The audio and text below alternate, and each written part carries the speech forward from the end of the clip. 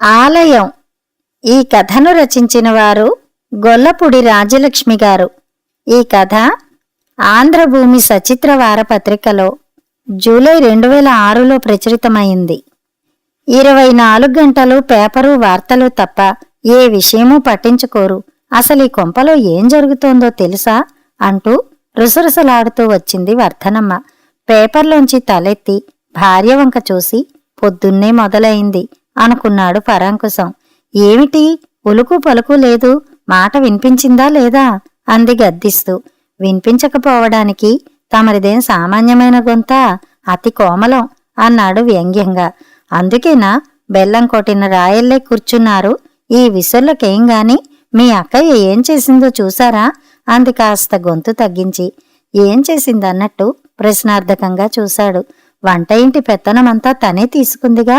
తను చిక్కటి పాలతో స్ట్రాంగ్గా కాఫీ కలుపుకుని తాగుతూ మన మొహాన నీళ్ల కాఫీ పోస్తోందండి అన్నది ఏదో పెద్ద రహస్యం కనిపెట్టినట్టు. పరాంకుశం నిటారుగా అయ్యాడు. ఛ ఊరుకో, నోటికేదొస్తే అది అనేయడమేనా? అంత చండాలప్పని అదెందుకు చేస్తుంది అన్నాడు మందలింపుగా. తెలియకపోతే నోరు మూసుకోండి.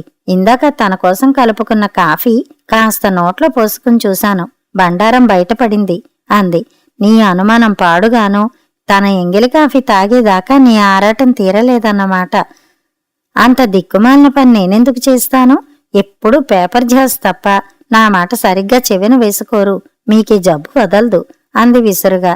సర్లే సోది ఆపు. ఇంత గొప్ప విషయం చెప్పడానికేనా పని కట్టుకుని వచ్చావు అన్నాడు విసుగ్గా. అంతేకాదు, నిన్నటికి నిన్న బట్టలన్నిటికీ సబ్బు పెడతానంటూ వచ్చిందా? ఇంత సబ్బు పొడి పోసి తనవన్నీ శుభ్రంగా ఉతుక్కుంది. మన బట్టలన్నీ వట్టినీళ్లు పోసి ఉప్పళించి పడేసింది. సొమ్ము ఒకటిది సోకొకటిదని ఊరికే అన్నారా అంది మొహం గంటు పెట్టుకుని. పరాంకుశం ఒక్క క్షణం ఆగి నిట్టూర్చి గొంతులో సౌమ్యత తెచ్చుకుని నచ్చ చెబుతున్నట్టుగా అన్నాడు. చూడు వర్ధనం, మా అక్కయ్యకి జరుగుబాటేం లేక మన ఇంటికి రాలేదు. బావ పోయాక పుట్టెడు దుఃఖంతో ఇల్లు కదలక దిగులుగా ఉందని కాస్త మార్పుగా కొన్నాళ్లు మన ఇంట్లో ఉండమంటే వచ్చింది. తను ఉన్నన్నాళ్లు మర్యాద ఇచ్చిపుచ్చుకుంటే మంచిది. ఇట్లాంటి లేకిబుద్ధులన్నీ అంటగట్టి దాన్ని బాధపెట్టి నువ్వు వెళ్తి పడొద్దు. అర్థమైందనుకుంటాను. ఇక నా మానాన్ని నన్నొదిలేయి. మళ్లీ పేపర్లో తలదూర్చాడు. మీరేం మొగుడండి, ముద్దులు నయం. కట్టుకున్న దాని కష్టం సుఖం పట్టించుకోకపోగా నీతులొకటి. అంతా నా కర్మ అంది నెత్తిమీద కొట్టుకుని. 30 ఏళ్ల నుంచి ఇదే మాట విని విని నా చెవులు కాయలు కాసినాయి. చెప్పడం అయిందిగా, ఇంకా నా కర్మకు నన్ను వదిలేస్తావా లేదా అన్నాడు విసుగ్గా. చటుక్కున ఏదో గుర్తొచ్చి అన్నట్టు అడగడం మరిచాను. ఆ ఉత్తరం సంగతి ఏం చేశారు అని అడిగింది వర్ధనమ్మ. ఏం ఉత్తరం అని అడిగాడు కాస్త ఆశ్చర్యంగా. ఏ ఉత్తరమా? నిన్న మీ తమ్ముడు రాశాడే ఆ ఉత్తరం అన్నది ఒత్తి పలుకుతూ. నువ్వెప్పుడు చూశావు? ఏ నేను చూడకూడదనుకున్నారా? అప్పే అదేం లేదు. అంత ధైర్యం కూడానా? అందుకేనా మాట వరుసకైనా చెప్పకుండా డైరీలో దాచుకున్నారు అన్నది పెద్ద గొంతుతో. అట్లా అరుస్తావెందుకు? కాస్త నెమ్మదిగా మాట్లాడవచ్చు కదా అన్నాడు. నా గొంతే అంత. అయినా అది రహస్యంగా మాట్లాడుకునే విషయమా? ఏది? ఆహా, ఏం అమాయకత్వం! నా చేత వాగించాలనే గాని మీరు బయటపడరన్నమాట. గుండెలు తీసిన బంటు అంటే ఇదే. వ్యంగ్యం చాలించి విషయం చెప్పు. చెప్తాను. నాకేం భయమా? మీ అమ్మని తీసుకొచ్చి నా నెత్తిన పెట్టాలని చూస్తున్నాడుగా మీ తమ్ముడు. అదేం కుదరదని చెప్పండి అంది ఖచ్చితంగా. ఎందుకు కుదరదు అన్నాడు సూటిగా చూస్తూ. ఎందుకా? ఆవిడ్ని కూర్చోపెట్టి అడ్డమైన చాకిరీ చెయ్యటానికి నాకంత ఓపిక లేదు అంది కట్టె విరిచినట్టు. అమ్మ నన్ను పిల్లల్ని చూడాలని గొడవ పెడుతోందట. పాపం వాడు మాత్రం ఎంత కలవని చూస్తాడు అన్నాడు నచ్చ చెప్పాలని. అంత కలవరించిపోతుంటే మీరే వెళ్ళి చూసిరండి. అంతేగాని ఆవిడిక్కడికి రావడానికి నేను ఒప్పుకోను. నువ్వు ఒప్పుకోవనే 4 ఏళ్ల నుంచి వాడి దగ్గరే ఉంది. ఇంకా అక్కడే ఉండమనడం అన్యాయం వర్ధని అన్నాడు కాస్త బాధగా. ఆవిడ చేసిందంతా న్యాయంగా ఉందా? ఓపిక ఉన్నన్నాళ్లు చిన్న కొడుకు ఇల్లు వదలకుండా వాళ్ళకు చాకిరీ చేసింది. ఇప్పుడు లేవలేని స్థితికి వచ్చాక మనం కావలసి వచ్చామా అంది కోపంగా. ఎప్పుడొచ్చినా నువ్వేగా ఏదో ఒక తగువ పెట్టుకుని పంపిస్తావు. ఆవిడ మాత్రం ఏం చేస్తుంది? అదంతా నాకు అనవసరం. మీరు మెత్తబడి ఆవిడ్ని తీసుకొచ్చారంటే ఆ తర్వాత నన్నని ప్రయోజనం ఉండదు. పరాంకుశం ఏదో అనబోయి పార్వతి అటువైపే రావడం చూసి ఆగిపోయి, సరేలే, అదిగో అక్క ఇటే వస్తోంది. ఆవిడ ముందు అతి తెలివి చూపించక నోరు మూసుకు కూర్చో కాసేపు అన్నాడు విసుగ్గా. మొగుడు వంక తీక్షణంగా ఓ చూపు విసిరి అంతలోనే నవ్వు తెచ్చుకుని, రావమ్మా వదినా, అప్పుడే స్నానం చేసి దేవుడి ముందు దీపం వెలిగించినట్టున్నావు. ఇంత వయసొచ్చినా నీలో చురుకుతనం తగ్గలేదు సుమా, అదృష్టవంతురాలివి అంది వర్ధనమ్మ. 50 ఏళ్ల పైనుంచి ఉన్న అలవాటు ఎట్లా పోతుంది వర్ధని? ఈ ఘటం ఉన్నన్నాళ్ళు ఇలా జరిగిపోని. అది సరే, ఈ పూట వంట ఏం చెయ్యమంటావు తమ్ముడు అంటూ పరాంకుశాన్ని ప్రశ్నించింది. ఏదో ఒకటి, అయినా నువ్వు చేయటం దేనికి అక్కయ్యా? మీ మరదలు ఉందిగా, అది చూసుకుంటుందిలే, నువ్వు హాయిగా కూర్చో అన్నాడు పరాంకుశం. ఊరికే కూర్చుంటే నాకు మాత్రం ఏం తోస్తుందిరా? పాపం వర్ధని, తనకి మాత్రం చేసి పెట్టేవాళ్ళెవరున్నారు? పోనీలే వదినా, నీకన్నా నా మీద ఆ మాత్రం అభిమానం ఉంది. ఈ కొంపలో ఏనాడైనా సుఖపడి చచ్చానా? ఎప్పుడూ చాకిరీ చాకిరీ. కొందరి జన్మలు అంతే వదినా. అయినా నీకెందుకులేమ్మా, నాకు తప్పదుగా, నేను చూసుకుంటాలే అంది మొహం ముడుచుకుని. అదేం మాట వర్ధని, నేనేం పరాయిదాన్నా? వాడి మాటలకేం గాని ఏం చెయ్యమంటావు చెప్పు? కాకరకాయ పులుసు పెట్టి వండనా, క్యాబేజీ కొబ్బరితోనా అని అడిగింది పార్వతమ్మ. పరాంకుశం కల్పించుకుంటూ, అక్కయ్య, ఇప్పుడు వంటకేం తొందర వచ్చింది? కాసేపు కూర్చో ప్రశాంతంగా. నీ ఇంట్లో ఎట్లాగూ తప్పదు, ఇక్కడ కూడా ఎందుకు? మీ మరదలు పైకి అట్లా అంటుంది గాని నువ్వంటే దానికి ఎంత ఆప్యాయతో. రాక రాక వచ్చావు, నీతో వంట చేయిస్తున్నందుకు ఎంత బాధపడుతోందో పాపం అన్నాడు వ్యంగ్యంగా. అవునమ్మా వదినా, నువ్వీ ఇంటి ఆడపడుచువి, మహారాణిలా కూర్చుని కావలసినవి అడిగి చేయించుకోవాలి గాని నువ్వెందుకు కష్టపడ్డావు అంది బలవంతాన నవ్వు తెచ్చుకుని. చూసావా అక్కయ్య, నేను చెప్పలేదు నువ్వంటే ఎంత గౌరవం, ఎంత ప్రేమ, ఎంత అది, ఎంత ఇది? నాకు తెలీదా తమ్ముడు? వర్ధన్ నాకు కొత్త. నేనన్నా అమ్మన్నా ఎంత గౌరవం, ఎంత మర్యాద. ఎలాగైనా వర్ధన్ తీరే వేరు అంది మెచ్చుకుంటూ. పోనీలే వదినా, ఇన్నేళ్ల కాపురంలో మీ తమ్ముడు నన్నర్థం చేసుకోలేదు గాని నువ్వు తెలుసుకున్నావు, అదే నాకు సంతోషం అని నిట్టూర్చి, సరే వస్తా, వంటింట్లో బోలెడు పని చచ్చిందిగా అంటూ లేచి లోపలికెళ్ళింది. పరాంకుశం రిలీఫ్గా ఊపిరి పీల్చుకుని, కూర్చో అక్కయ్య, నువ్వొచ్చినప్పటినుంచి తీరిగ్గా మనం మాట్లాడుకుంది లేదు. నీ మనవడి కబుర్లు చెప్పు, బళ్ళో వేశారా? అన్నట్టు నీ కోడలు కూడా ఉద్యోగం చేస్తోందిగా, మరి నీ మనవణ్ణి ఎవరు చూసుకుంటారు అని అడిగాడు. ఎవరేమిట్రా, నేను లేను, వాడికి ఈ బామ్మ అంటే ప్రాణం. బామ్మ బామ్మ అంటూ నన్ను వదలడు, పిచ్చి సన్నాసి. అవునులే, నీకు వాడితో కాస్త కాలక్షేపం అంటూ ఏదో గుర్తొచ్చి నిట్టూర్చి, వాళ్ళ అచ్చటా ముచ్చటా చూసుకోవడానికి కూడా అదృష్టం ఉండాలిగా. నాకు ఉన్నాడు మనవడు, ఏం లాభం? ఉన్నాడని చెప్పుకోవడానికి తప్ప ఇంత మటుకు వాడి ముఖం చూసి ఎరగను, ఇక ముందు చూస్తానని నమ్మకమూ లేదు అన్నాడు. రవి కొడుకు సంగతేనా? ఏమిటో, ఈ అమెరికా ఉద్యోగాలు వచ్చాక కన్నబిడ్డల ముఖాలు చూసుకోవడం కూడా కరువైపోయింది. ఫోటోల్లోనూ వీడియోల్లోనూ చూసి తృప్తిపడాల్సిందే అంది ఆలోచిస్తూ. పరాయి దేశం పంపే ముందు ఎంతో గర్వపడ్డాను. నా కొడుకు కూడా విదేశాల్లో పెద్ద ఉద్యోగస్తుడని నలుగురికి చెప్పుకుని మురిసిపోయాను. ఆ మురిపం 3 నాళ్ల ముచ్చట అయింది. అక్కడ పిల్లనే పెళ్లాడి పూర్తిగా వీడు కూడా పరాయి దేశీయుడయ్యాడు. నెలకో 2 నెలలకో ఓ ఫోన్ చేసేవాడు.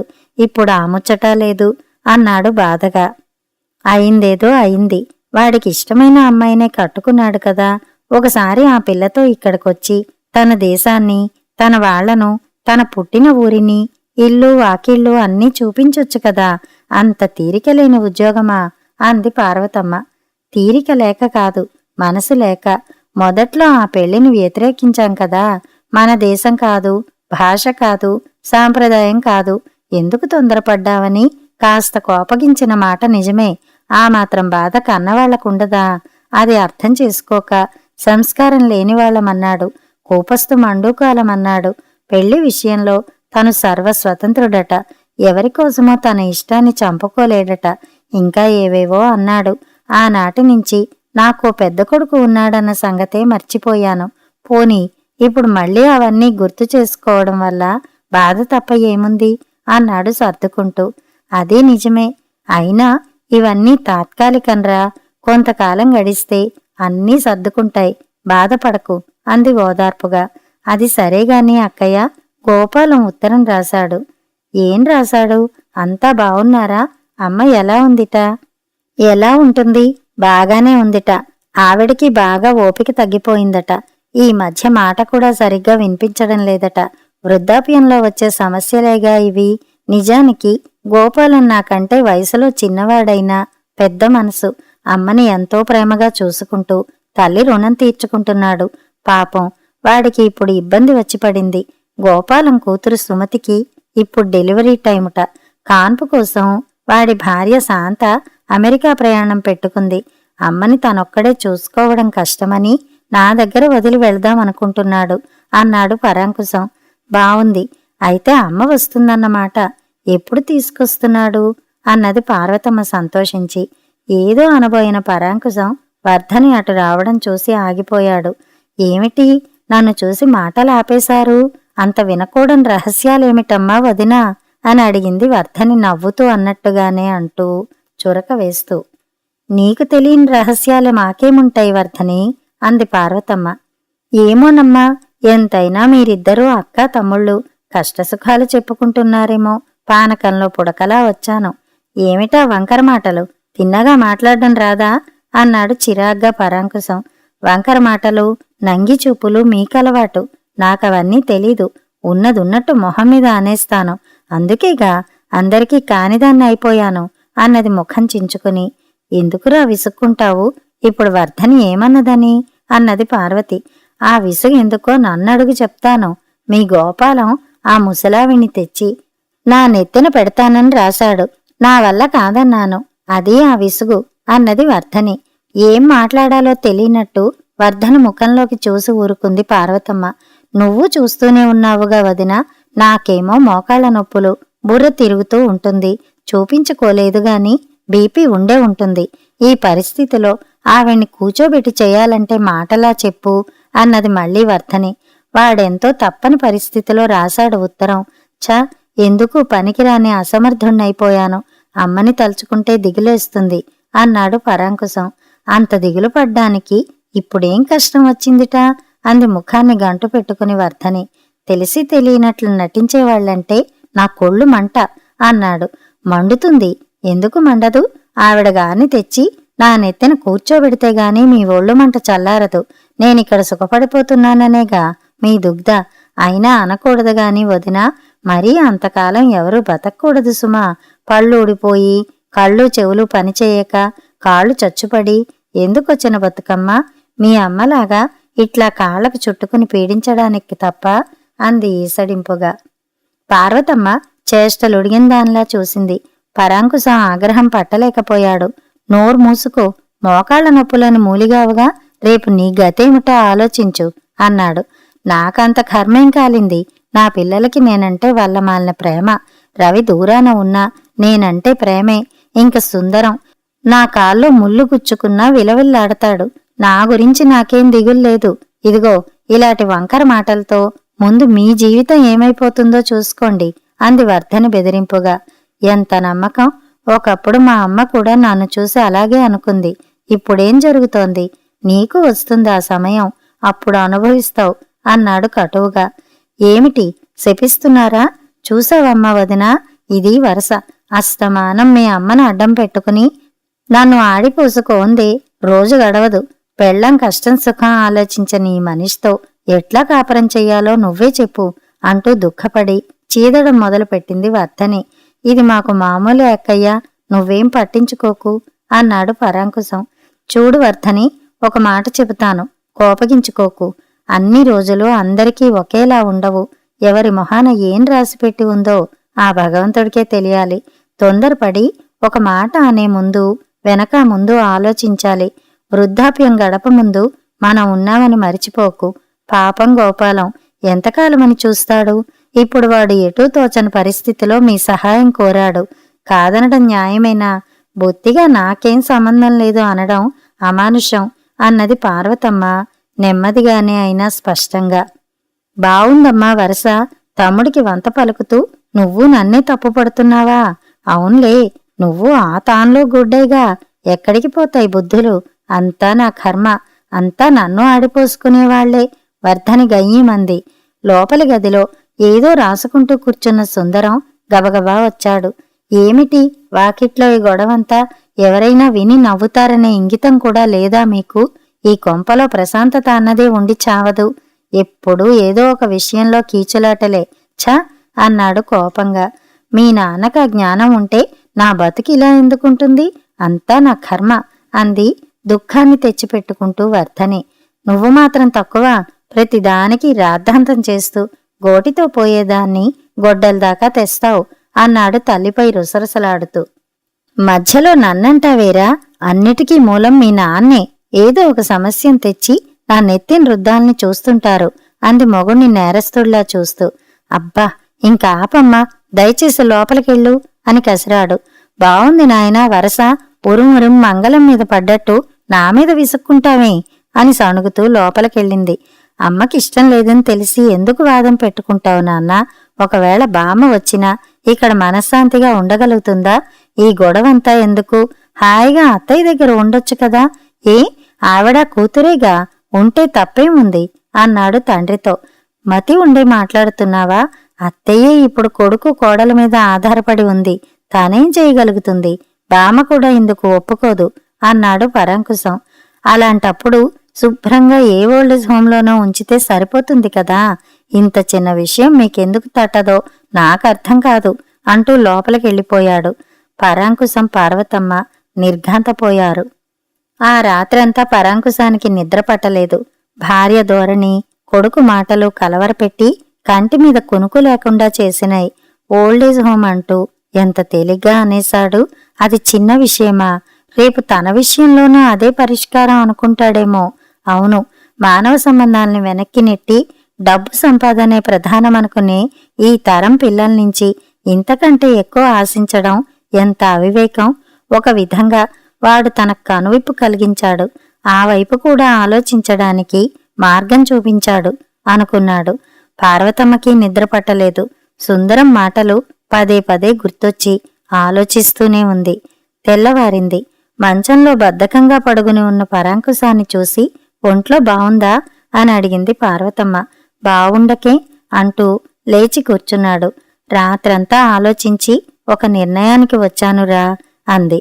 ఏమిటన్నట్టు చూశాడు. సుందరం కటువుగా చెప్పినా నిజమే చెప్పాడు.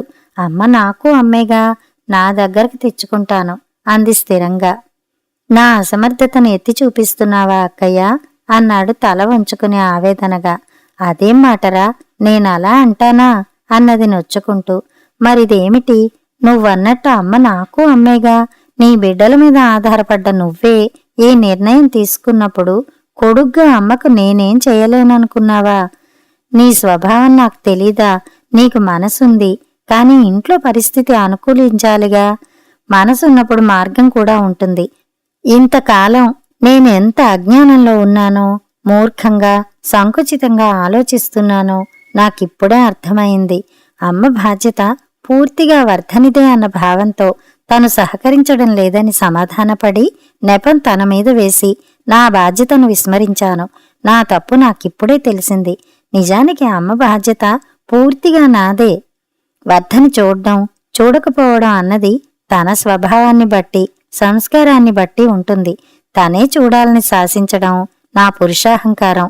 అమ్మ నాకు ఎంత చేస్తే ఇంతవాణ్ణయ్యాను. అందుకు ప్రతిగా ఆమె రక్తం పంచుకు పుట్టినవాడిగా ఇట్లాగే ఆలోచించాలి. భార్య సహకారం ఉంటే మంచిదే, లేకపోతే పోనీ, తనకు జవసత్వాలుంటే చాలు. అంటే ఏం చేద్దామనుకుంటున్నావు? అమ్మకు నువ్వే సేవ చేద్దామనా? అవును, అమ్మ ఇంక నా దగ్గరే ఉంటుంది. ఆవిడ శేష జీవితాన్ని నిశ్చింతగా గడిపే ఏర్పాటు చేస్తాను. ఈ నిర్ణయంలో ఏ మార్పు ఉండదు అన్నాడు దృఢంగా. పార్వతమ్మ ఇంకేం మాట్లాడలేకపోయింది. ఆ మన్నాడే తన ఊరు వెళ్ళిపోయింది. మరో వారం రోజులు పరాంకుశం ఎక్కడెక్కడో తిరిగాడు. ఎవరెవరినో కలిశాడు.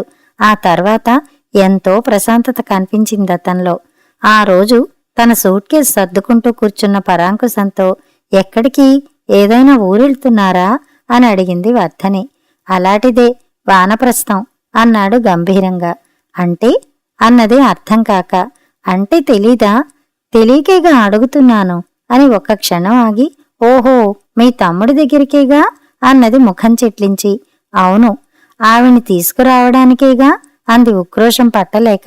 దిగులు పడకు, అమ్మ ఇక్కడికి రాదు అన్నాడు శాంతంగా. హమ్మయ్య, నా నెత్తిన పాలు పోశారు. అయితే ఈ ప్రయాణం దేనికి అన్నది అనుమానంగా. ఇక్కడికి రాదు అన్నాను గాని అమ్మని తీసుకురాను అనలేదుగా. ఏమిటి పిచ్చి సమాధానాలు? కాస్త అర్థమయ్యేలా చెప్పొచ్చుగా. చెప్పడానికి నా దగ్గర ఏం మిగిల్చావు? కట్టుకున్నవాడిని కనుక వండి వారుస్తాను అంటూ తెగ ఉదారతను ఒలకపోసావు. ఇక నీకు ఆ బాధ కూడా ఉండకూడదనుకుని వెళ్ళిపోతున్నాను. పిల్లలు నిన్నెత్తిమీద పెట్టుకుని చూస్తారన్న నమ్మకం నీకుంది కనుక నీ గురించి దిగుల్లేదు. నా స్వార్జితంలో మీకు చెందాల్సింది బ్యాంకులో మీ పేర వేసి నా బాధ్యత తీర్చుకున్నాను. అలాగే నా కన్న తల్లి పట్ల నా బాధ్యత కూడా తీర్చుకోవాలిగా. అందుకే ఈ ప్రయత్నం. ఓహో, ఇలా సాధిస్తున్నారా? ఎక్కడికి వెళ్తారో వెళ్ళండి. వెళ్ళి ఎట్లా ఉంటారో ఏం చేస్తారో నేను చూస్తాను. పరాంకుశం మరి మాట్లాడలేదు. సూట్ కేసుతో బయటికి నడిచాడు. అతని మనసు ప్రశాంతంగా ఉంది. తను వెళ్లేది ఆలయంలాంటి అమ్మ ఒడిలోకి. నిజంగా అది ఒక దేవాలయమే. అక్కడెందరో దేవతల్లాంటి తల్లులు. వాళ్ళు డబ్బు తీసుకుని వృద్ధులకు ఊపిరి పోస్తున్నారు. స్వంత బిడ్డలు డబ్బు తీసుకుంటారు హక్కుగా. అందుకు ప్రతిఫలంగా ఏమివ్వగలుగుతున్నారు? రక్త సంబంధాన్ని గట్టిబరకలా తీసిపడేసి మనస్సాక్షిని చంపి పాతేసి స్వంత సుఖానికి స్వార్థానికి విలువిచ్చి మానవత్వానికే మచ్చలా మిగిలిపోతున్నారు. అలాంటి స్వార్థపరుల కన్నా ఎంతో మెరుగు ఆ దేవాలయాలు. లేవలేని స్థితిలో ఉన్నవాళ్లకు ఆసరా ఇచ్చి అసహించుకోకుండా అన్ని ఉపచారాలు చేస్తున్నారు. డబ్బు కోసం చేసినా అది ఔన్నత్యమే. అమ్మకు తనెక్కడో అనాథగా పడి ఉన్నానన్న భావన రాకుండా తను కూడా ఉంటాడు. అమ్మకు తను, తనకు అమ్మ. ఈ జీవితానికి ఇంతకంటే పరమార్థం ఏముంది? కథ సమాప్తం.